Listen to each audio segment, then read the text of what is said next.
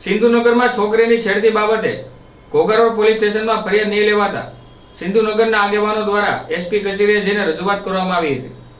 ભાવનગર શહેરના સિંધુનગર વિસ્તારમાં થોડા દિવસ પહેલા છોકરીની છેડતી બાબતે મારામારી સર્જાઈ હતી।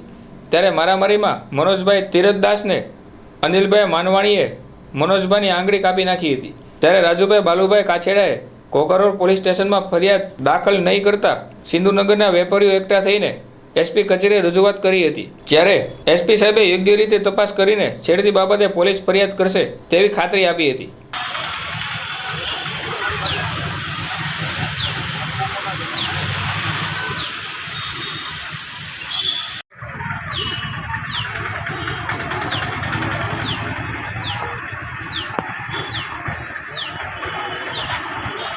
હું રાજુભાઈ બાલુભાઈ કાછેલા સિંધુનગર વેપારી એસોસિએશનના પ્રમુખ છું।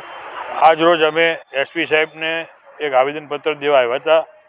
જે સ્ત્રી પાત્ર પ્રત્યે બી ડિવિઝનનું કાર્ય બિલકુલ નબળું છે, એફઆઈઆર લેતા નથી, તે અંગેની રજૂઆત કરવા આજે આવ્યા હતા।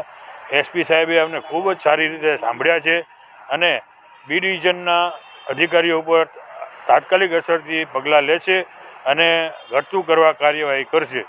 અને ત્યારબાદ ડીવાયએસપી સાહેબે પણ અમને સારી રીતે સાંભળ્યા છે અને અમને આશ્વાસન આપવામાં આવ્યું છે કે આજ પછી આવું કાર્ય નહીં થાય અને સ્ત્રી પાત્રની એફઆઈઆર લેવામાં આવશે।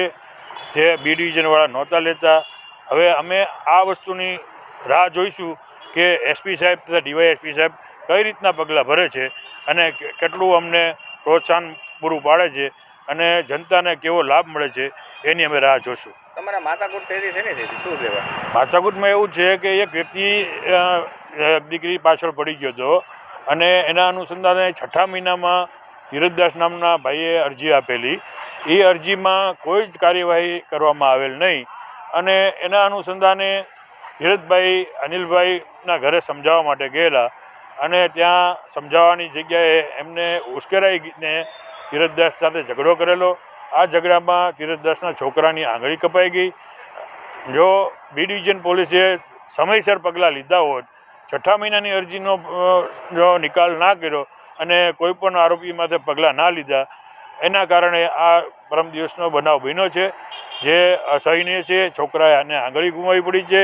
આ બી ડિવિઝનની મોટી નબળાઈ હું કહું છું, કારણ કે જો બી ડિવિઝને અગાઉથી પગલાં લીધા હોત તો આ પરમ દિવસનો બનાવ ના બનત।